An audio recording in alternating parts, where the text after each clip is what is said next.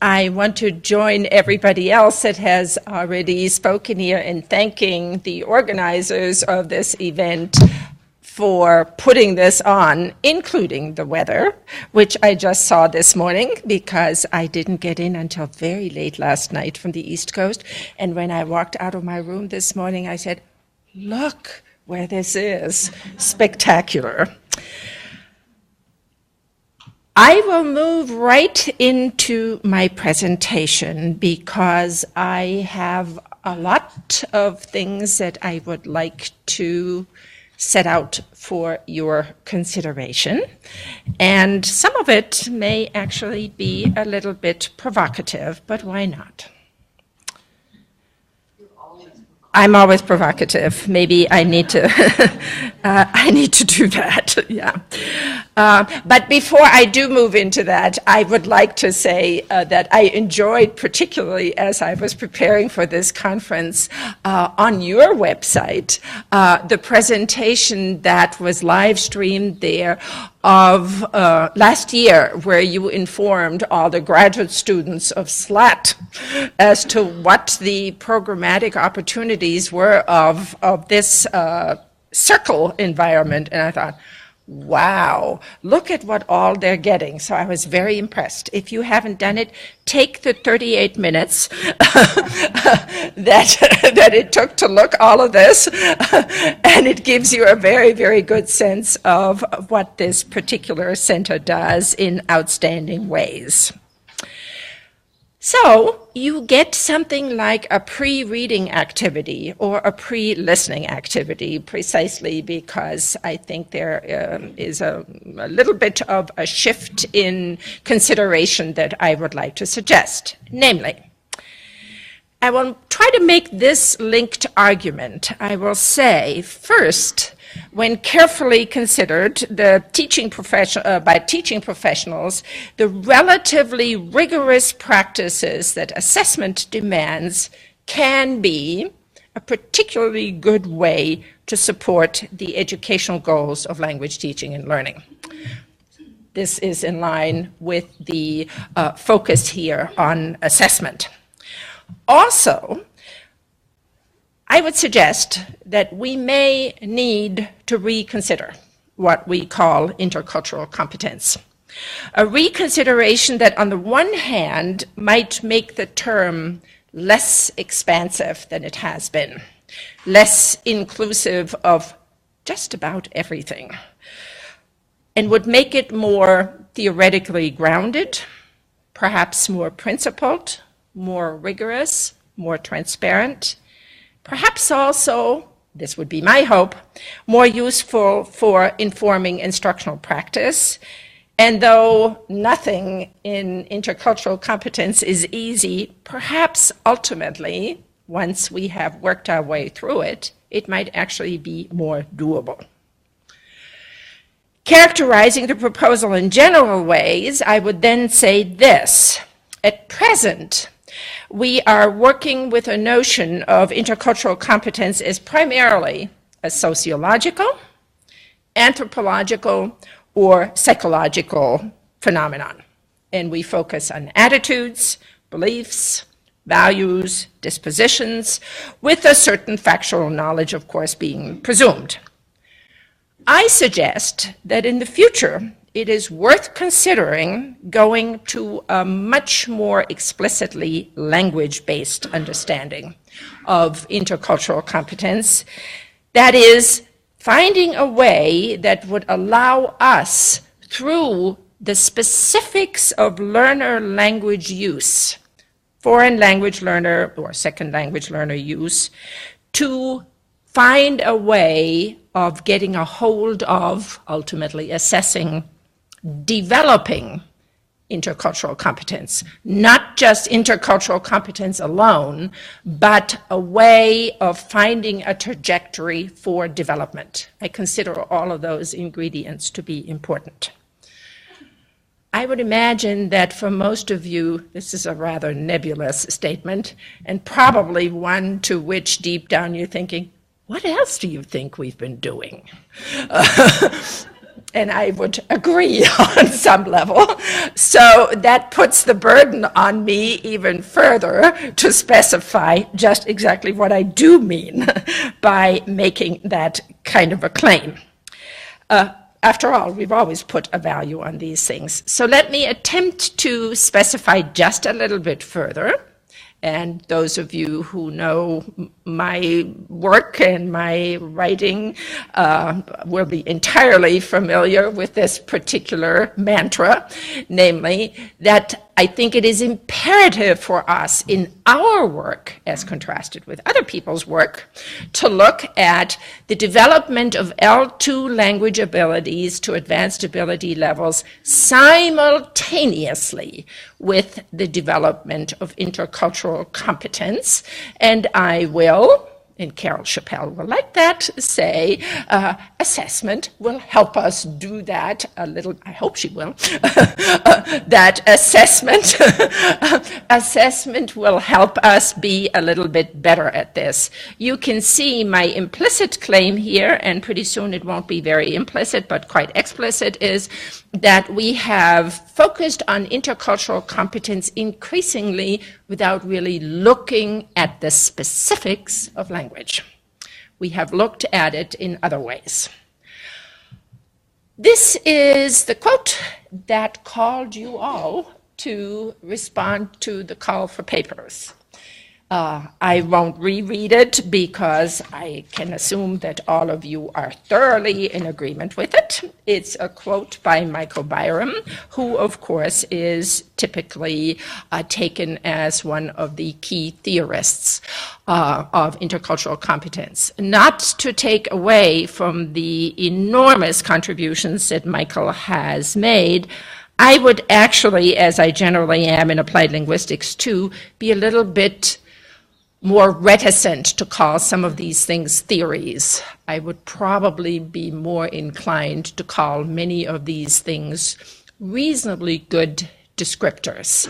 I think we tend too quickly to call things theories. Side comment.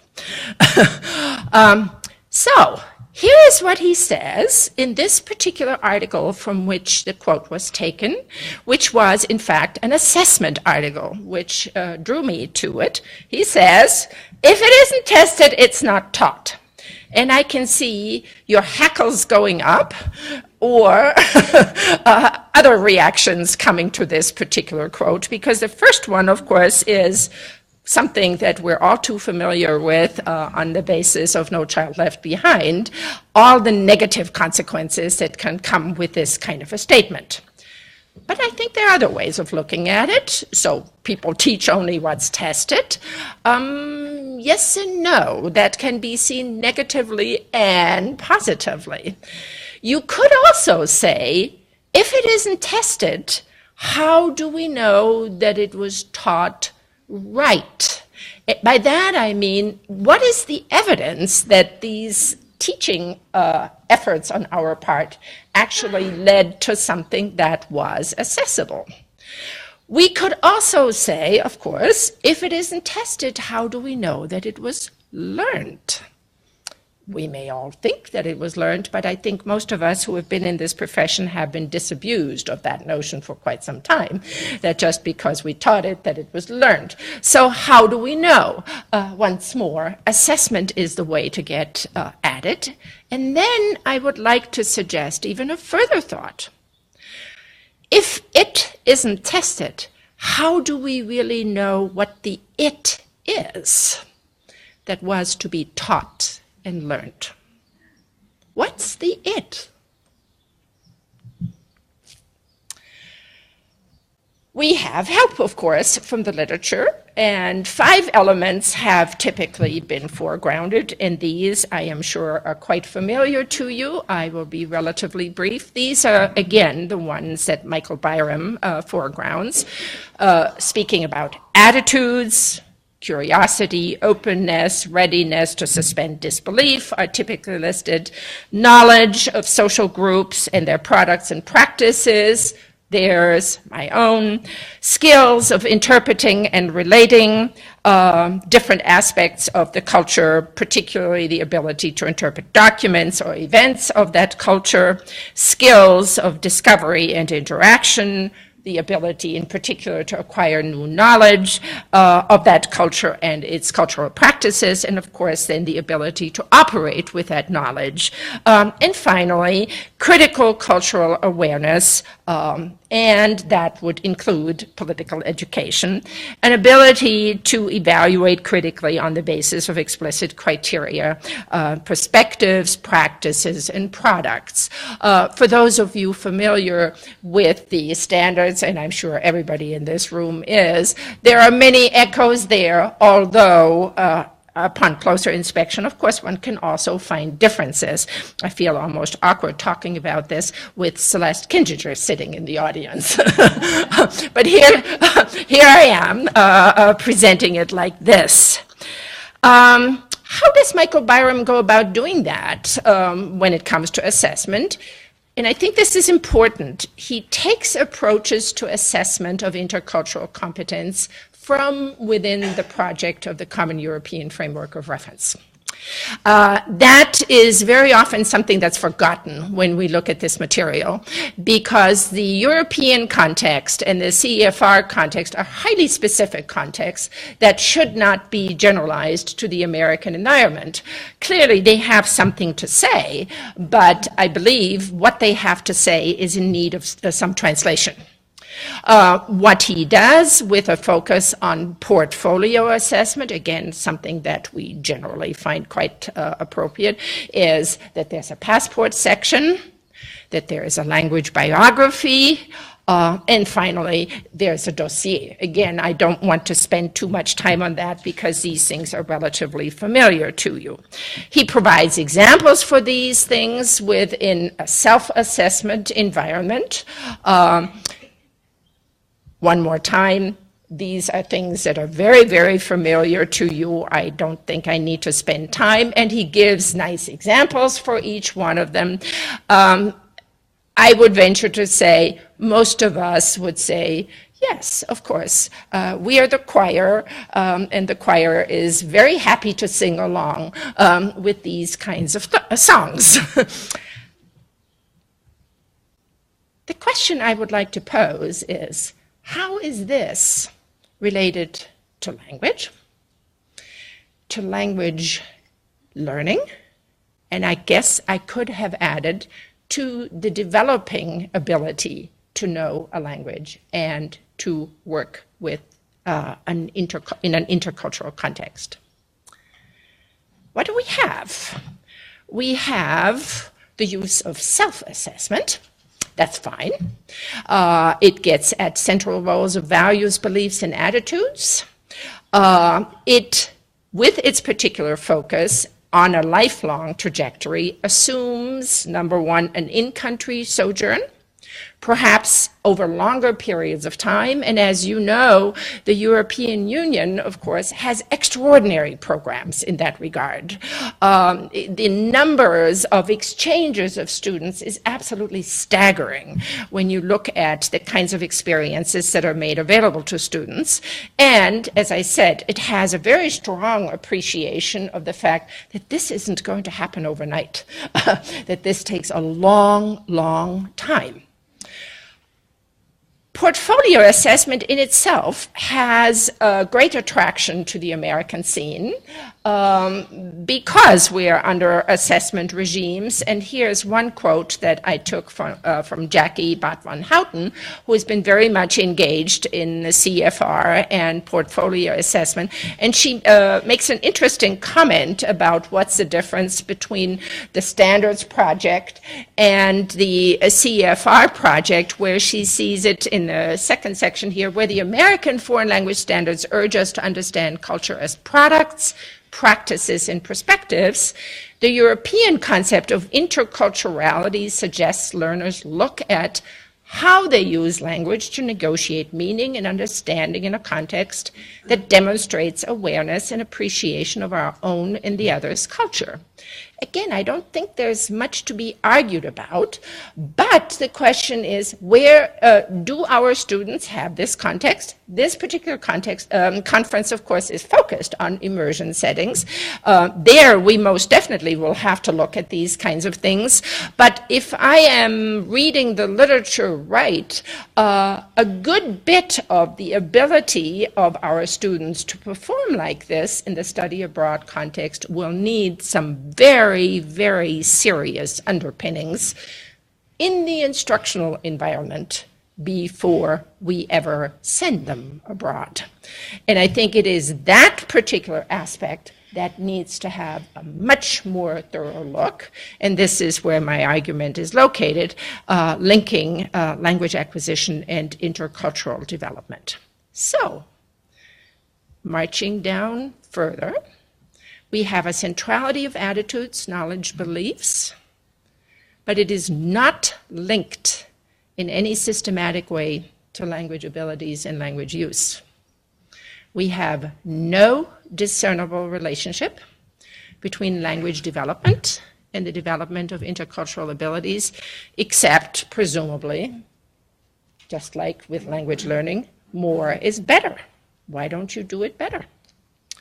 We have no principled tie-in of self-assessment, because the focus is so much on self-assessment, with curriculum and instruction, such that the assessment might inform the improvement of curriculum and instruction, what we all know as the washback factor. In sum, what this means is we can be prone to ad hoc listing of endless, and I mean endless, scenarios of facts, and if one wanted to be critical, factoids. And what is your fact is my factoid, and what is my factoid is your fact. In other words, what counts as something that we think they ought to know? We have limited usability or usefulness for instructed language learning, which happens to be the interest I have, and I think is something that has to be considered before we send people abroad. And we have no tie-in with literacy phenomena. This is primarily oral interaction. Conversation is privileged almost exclusively, essentially working off the framework that we have worked with over the last 30 years, namely of communicative competence. And to me, there's every evidence that it is likely to be insufficient for educational settings, particularly at the college level for adult learners. We have that as our task, but we have much more as our task. And unless we look at that right from the beginning, we actually create a situation for the students that makes life so much harder for them than it needs to be. So we have a dilemma. And now I'm going to shift pretty quickly here. What are the reasons for this dilemma? There are, of course, 101. I should have said reasons with many S's behind it. I think one of the reasons is that language teaching and learning generally does not work in our conceptualization of what goes on with a functionally oriented theory of language. What do I mean by that? In other words, it generally does not think of language as a meaning potential, the system of language as a meaning potential, that it is a resource for meaning and for creating meaning, and at the end, it is the user that makes choices. A functional theory puts this underneath its entire conceptualization. It is interested in how people use the language, and it says that from the standpoint of language as a semiotic system that has developed over eons for human beings, that semiotic system in itself and how it is reflects that use. So, consequently, if one were to look carefully on how language does what it does, one would be able to discern exactly all of those aspects that we otherwise put under communication, intercultural communication, pragmatics, whatever. So what is the big need? We need a conceptualization and practice of language teaching and learning that is interested in the development of intercultural competence. And we may have to look at it from both sides, from the side of a quote-unquote new theory of language and quote-unquote new theory of culture, where both can be linked in a principled fashion such that attention to development is prioritized.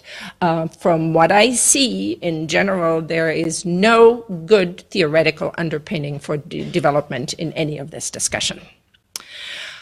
Again, no news to those who know me. I will put forward systemic functional linguistics as an education-friendly functional theory of language that posits initially three very, very important functions of what language does. And unfortunately, I won't be able to go into the details, but you can imagine a meta function that is called ideational, accesses all the things that one needs to know. A meta function that is focused on the interpersonal accesses all of those things that relate to communication in general. And a meta function that relates to the textual is, and just exactly how do you shape that in oral and written language. So it is text-oriented, dealing with oral and written texts. It is focused on socio-cultural context right from the beginning, not as an additive extra, that is likely to be enacted, and here we're beginning to make the linkages. In particular, preferred probabilistic, no rules please, wording bundles in language that are shaped and show up, number one, in registers, and number two, show up in actual texts, and we will get to that, by giving us rich accounts of the semantics and the lexical grammar, that is how the language construes the particular situation, and what formal features are prototypically associated with that construal. Important. A particular instance of meaning making in spoken or written language is then seen as the result of choices from the resources the learner has available or chooses to deploy. So both things, of course, come in. What does the learner already have? And beyond that, what does he or she choose to deploy? Because even if I have it, I may not choose to deploy it. Or I can't deploy it because I don't have it. Right? For performance can then be assessed according to specifiable language-based criteria that inextricably link culture and content. Side note, systemic functional linguistics has no separate category of pragmatics for exactly that reason. Everything is a pragmatic event. There isn't a central meaning and a non-central meaning. Everything is meaning making that is contextualized. So, we attempt to link culture and language, and we attempt to do so in a principled fashion that is usable and useful in diverse educational settings, though hopefully the system itself will be good enough to allow us to think of language use beyond the classroom as well. It is translatable into a developmental progression, and by that I mean ultimately a curricular progression. What would be most advantageously done first, second, third, and why? In order to facilitate advanced ability levels in both intercultural competence and L2 language use. Okay? What would we get? We would then get a kind of transcultural literacy, a kind of expanded symbolic competence and a kind of intercultural competence as we wanted. Let me summarize. We need a principled lexicogrammar as a construal of cultural reality. That is what I meant when I said earlier, we need to shift to a functional theory of language. It needs to be usable for educational practice, and by that I mean it needs to be text-oriented, because if we're located only at the level of vocabulary, do they know this word, or do they know that word, or do they know this fact, which is usually what goes with words, that is not going to be sufficient. In any case, what does it say about their ability that they happen to know fact X? It has to be translatable into an extended curricular sequence, because after all, it is our task to enable them to become interculturally competent, both in language use and in the ability to negotiate these events. It has to be something that is transparent for teachers and learners. Both teachers and learners need to know in some fashion we are here and we are attempting to move there, rather than this is not good enough. And the only way I know, actually, is through sequenced genre-based tasks. The genre environment gives you the textual context, the tasks give you the specificity so that you can focus the activity in a very specific way. And of course, we would hope, ultimately, usually, though not necessarily with a study abroad environment in between, to move them towards advanced multiple literacies. And one overall way of looking at this entire progression, we would say, we would move them from the language resources that are necessary for recording or narrating genre to the language resources, and I mean this in the broad sense, for the explaining genre, factorial explanations or consequential explanations, and ultimately, at the end of the undergraduate sequence and actually rapidly moving into the graduate environment, the arguing genre, the essay, the discussion, the sophisticated interpretation. So that would be one way of laying out the entire trajectory, and underneath it, of course, we would then look at the resources. I'm going to make a very swift claim and go right on. In our department, I think we feel reasonably competent and confident in saying we taught them, we teach them, we learned them, whatever, language. The problem with that is something's missing. We claimed right in the beginning, now 15 years ago, that we were interested in both. We were going to claim language acquisition and cultural acquisition and content acquisition were going to happen at the same time. Well, we've spent the last 10 years, pretty much, talking about language acquisition. That's fine. The MLJ monograph, the 2010 monograph, was essentially the finishing touch to that particular project. And then came the morning after the night before, so to speak, and we said, and how do we know that they learned culture? Ay, ay, ay, ay. We made this bold claim, it's time to go back to the drawing board. So guess what? We have another nice project. And we're calling it the Humanities Assessment Project, and we're working together with folks at the University of Hawaii, particularly John Norris, with whom we, of course, have collaborated extensively. And we are going to say, we need to look at all of this again, because our educational goals were, they learned both. How do you know?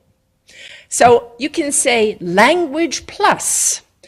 And we have said, these were our, remarkably enough, these were the 3 educational goals we stated in 1997. Must have been an illuminated moment. We said there's content learning with emphasis on historical information, especially 20th and 19th century events in the German-speaking area in relation to Europe. We want multiple perspectives on that content. And we did that by choosing lots of different texts, oral and written, that very often actually contradict each other, right in the curriculum. So no Leitkultur notions as though there were only one way of looking at the German cultural area. There is not. There's 101 ways of looking at it, and they can argue with each other. And then ultimately, we want students to take a self-reflective stance. Okay, so what are we doing? Following John Norris's good lessons learned with the language acquisition side, we're going back.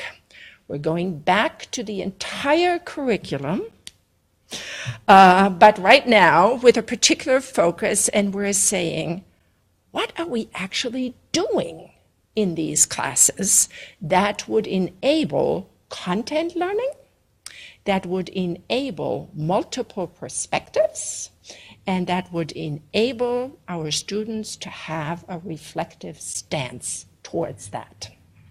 And this is the nice sheet, the template that we used last year to go through particularly the intermediate level and the advanced level in excruciatingly painful separate meetings by the people that have typically taught these text by text, statistic by statistic, video by video. What does it give us as far as the knowledge base that is being conveyed, the multiple perspectives that arise within an entire instructional unit, and the encouragement we're giving them, would you please think about this and position yourself vis-a-vis the things that are being said.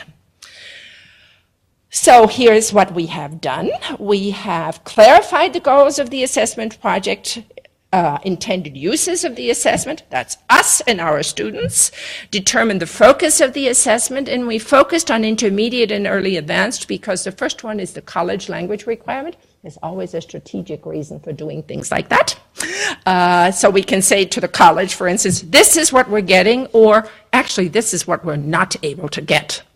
And maybe the language requirement ought to be extended. Wish us good luck. And the early advanced, which for us is the third level, because that is where the School of Foreign Service ends its requirement. And that's a significant number of our students. And you can see obviously why these things are very important to us. And then we said, let's establish the criteria. And here you have an example, for instance. So this is literally how teams of faculty and graduate students sat down and took each particular instance and said, this is where it fits. The text, the genre, the cultural content, the multiple perspectives on German culture, and the reflective stance. And we were on one level very pleased, and on another level, not so pleased with what we saw. In the sense of, well, we're expecting them to do X, but where do we actually do it in the instruction? Well, we don't. Or at least we don't do it as well as we might. And what showed up is that the texts are usually quite good, but it's the pedagogy, the critical pedagogy that will lead to goal number 3. And that was one of the insights that hit us. We actually selected the texts reasonably competently, but to what extent are we using instruction to foster the reflective stance, rather than the plain Jane reading of what the text says, which is complicated enough. So we're looking at the data from these multiple perspectives, and we have already drafted the Humanities Learning Goal Statement now in a more elaborated fashion for level 3. And now the project, this current academic year, actually we started it already last year, we collected one more time the writing tasks at the end of the course in the spring and the fall of 2011. And we have analyzed the data with respect to those learning goals. And the first thing is a holistic data analysis in order then to link that one to specific things in language use that would corroborate the holistic assessment. And here's where we are going as far as the theoretical underpinning is concerned. We're saying deep down, the whole project is one of developing multi-voicedness. Intercultural competence is one that moves from a single voice to the ability to take on multi-voiced perspectives with the knowledge underneath it.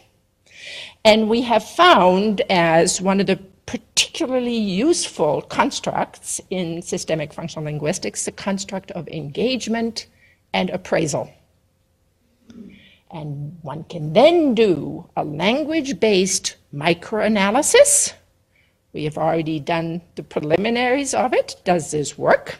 But before we know whether it works, we thought, let's first go to a holistic assessment, and then once we have done the holistic assessment, we will then look at, is there a high correlation or a medium correlation or no correlation, God forbid, between the holistic assessment and the actual language features in terms of engagement and appraisal.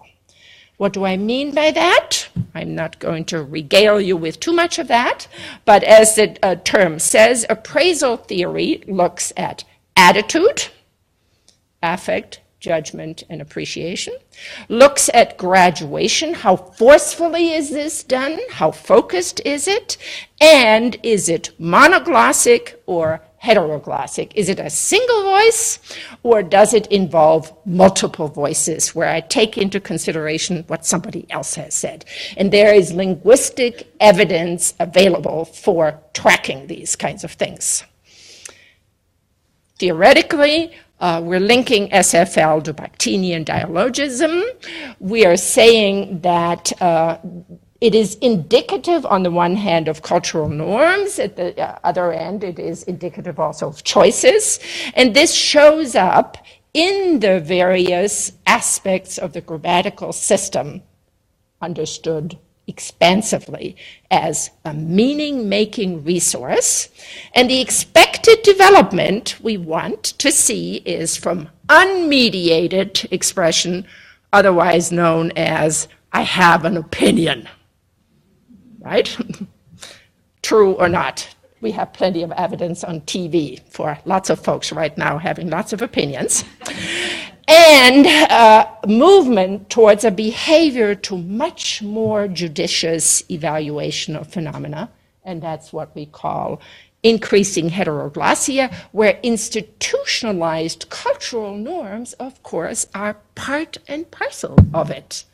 In this particular culture, this is how you judge these things, because this is how they think about these matters. Here's a quick and dirty summary of what the engagement system does. Is it a bare assertion? That's a monoglossic statement. Is it heterogloss in I'm disclaiming something, I'm proclaiming something, I'm entertaining other possibilities, I'm attributing something, I'm acknowledging something, I'm distancing myself from something. All of these things show up in language. And to what extent do we have evidence in the stuff the learners produce to allow us to see their evolving intercultural competence? You can say bare assertions, hearsay, unattributed stuff, contextually appropriate authorial voice, and using a range of engagement resources. And that is literally where we are. We just spent 2 days ago a huge amount of time arguing over these things because the holistic rating took place over the Christmas break because nobody else has anything to do. And we looked at these and very specifically laid out what do we expect them to do as far as content is concerned, what do we expect them to do as far as multiple perspectives are concerned, and what do we expect them to do as far as a reflective stance is concerned. Highly specific on these things as far as goals, but we want to see how it shows up. And here's what we're finding, of course. An affirmation of the intricate relationship between lexicogrammatical resources and textual meaning making. What else is new? If they don't have the language, they can't do it. Right? There has to be a certain base, in other words, before we can expect any of this to happen. Particularly, what they need to have is a flexibility with complex clausal structures, various resources for sequencing of events, for comparison and contrast, for cause and effect, for appraisal and engagement, so that they can deploy this at the whole textual level. They cannot be expected to do this if we have not provided the necessary basis for it. Okay? There is an intricate relationship, and there was another one of those comments where when somebody made it around the table, we said, duh. All three areas, of course, are intricately interrelated. The content, the multiple perspectives, and the reflective stance are intricately interrelated. What we also found was there's an advantage to having a shared textual source for assessment. In this particular case, the writing task is looking, a relatively complicated writing task at the end of the third intensive semester, where they are supposed to look at the integration of Vietnamese immigrants to Germany, which for most Americans say, Vietnamese immigrants to Germany, where did they come from? Well, they came from the old East German environment, where they were massively imported into East Germany at the time. And of course, with the fall of the wall, their entire legal status and social status changed dramatically. And so we talked about this. Of course, we talked about Turks, but we also talked about other immigrant groups, and we focused on the Vietnamese because they're such an interesting case. And the writing tasks has 3 relatively extended texts underneath it, and they are to then formulate a journalistic piece that could show up in a German publication about what is the situation of the current situation of Vietnamese immigrants in Germany. The reason why it all of a sudden hit us that that was actually a very nice thing to have is because there's a knowledge base there, but they need to be able to access that knowledge base. So it is always true that people have different background knowledge. But here, one thing that is implicitly being assessed is, did we teach them how to read texts critically? So that they can get the information out of the documents, reshape it into the task that we have given them, and be multi-perspectival. So any number of times, this sophisticated ability to move back and forth between the general and the specific, the conceptual and the real for exemplification becomes very obvious. And of course, we all said, guess what? L1 literacy. Comes into play one more time. Nothing new there. And then we actually sort of toying with this idea for the next round, if we don't have anything else to do, the potential usefulness, and of course the literature has said that, of an essay written in the L1 that would use the same text base and see what they would do with it if they did this in English. Okay? What's important is a well-specified curricular context in order to be able to read the findings. Unless you had some sort of a framework, you wouldn't even know what to make out of any of it, is my contention. And you certainly wouldn't be able to use it for further development. The impact of text selection in order to get at a multiplicity of perspectives. I know that textbooks, of course, in general are extraordinarily poor in that regard, which is why we ditched them all. And we created our own because we wanted the multiple perspectives. And beyond that, the importance of a much more explicit pedagogy that highlights the humanities goals of the program, the nature of that multi-perspectivalism in terms of the language being used to express multiple use. If it is tested, it's likely to be understood better, taught better. Think through and specify the it you want to assess on your terms. Curricular thinking is not an option. Linking language and cultural content is also not an option. It is instead the unique intellectual contribution of foreign language study in the academy. Everyone across your campus trades in culture. We trade in language and culture. Thanks.